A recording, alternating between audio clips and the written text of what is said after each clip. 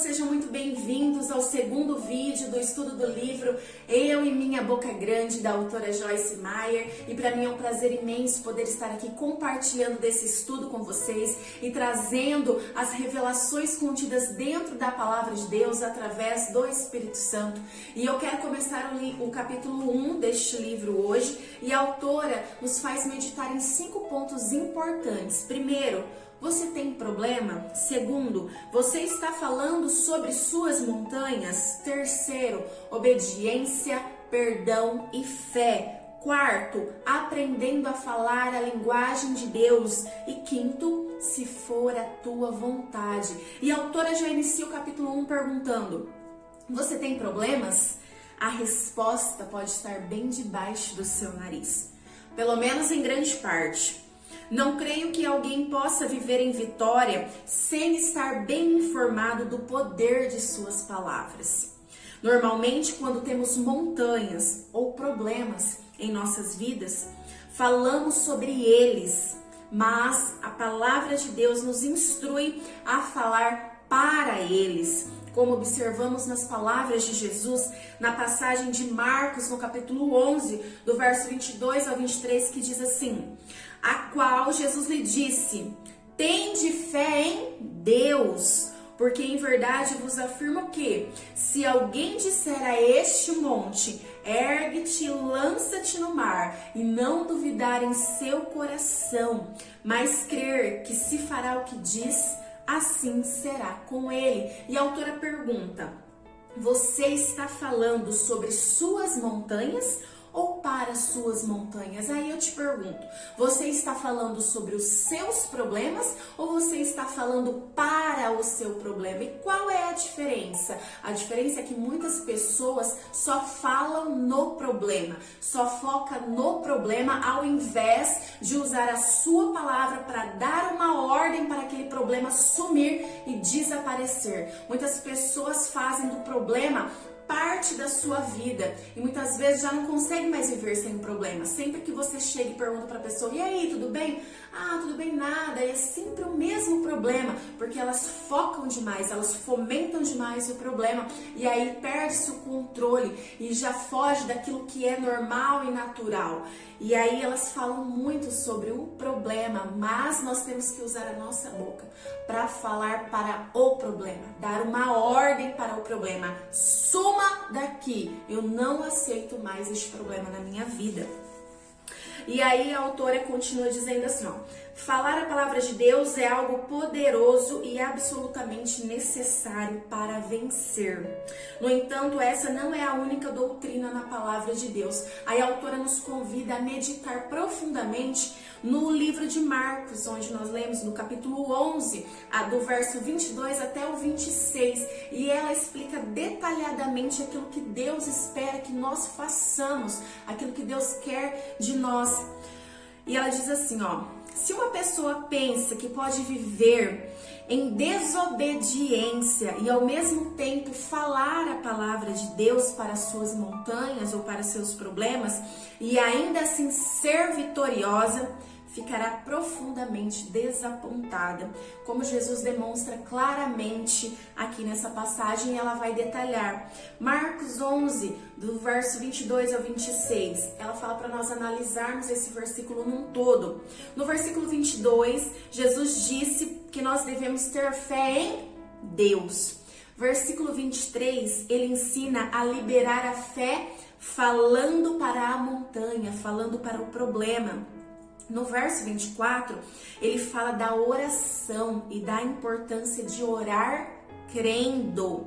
No verso 25, Jesus manda perdoar. E no verso 26, ele afirma claramente que se não perdoarmos, também o nosso Pai Celestial não perdoará as nossas ofensas.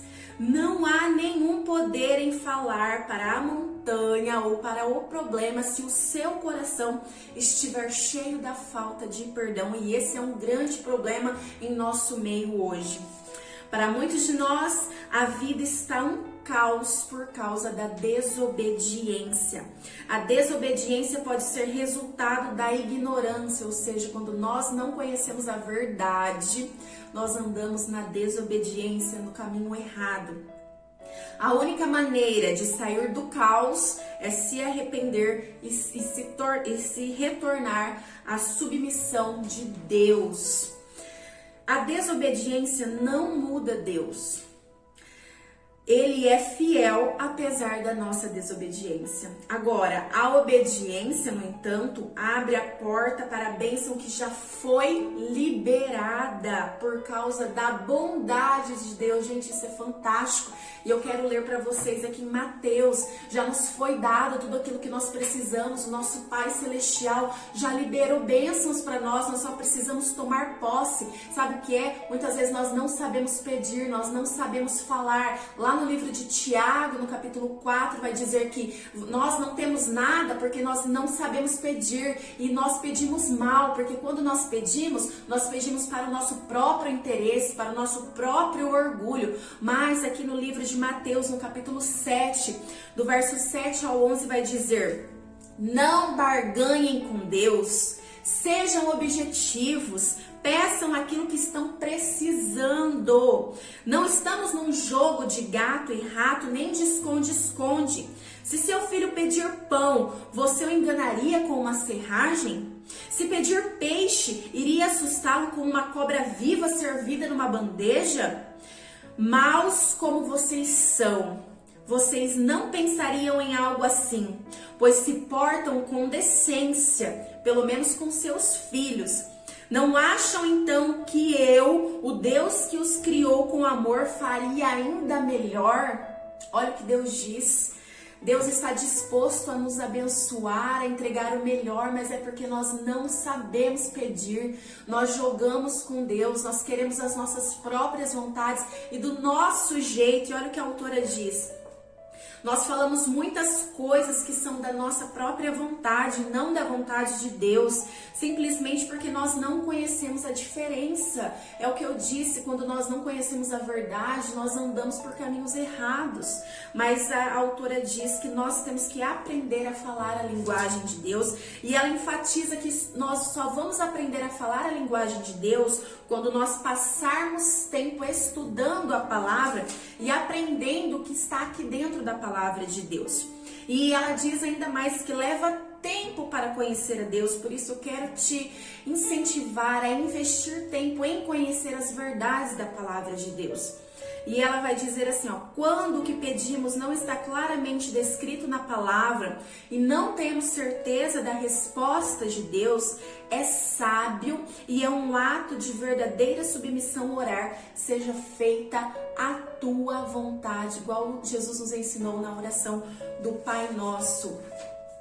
E a autora vai dizer assim: você pode ter o que diz, se o que diz está alinhado com a palavra e com a vontade de Deus naquele momento particular.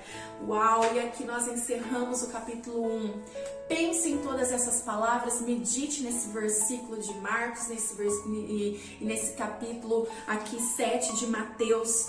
Vocês vão ter grandes revelações da palavra de Deus. Invista seu tempo em conhecer qual é a vontade de Deus para nós, aquilo que Deus deseja para a nossa vida e aquilo que já está disponível, que nós só precisamos pegar, nós só precisamos tomar posse, porque já é nosso, mas nós não sabemos, porque nós estamos muitas vezes na ignorância. Mas quando nossos olhos é aberto, quando nós temos a luz da palavra de Deus, aí nós podemos conhecer aquilo que já está disponível para nós.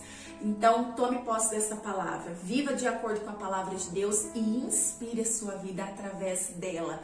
Nós voltamos no próximo vídeo com o capítulo 2. Fiquem todos na paz e a graça de Deus.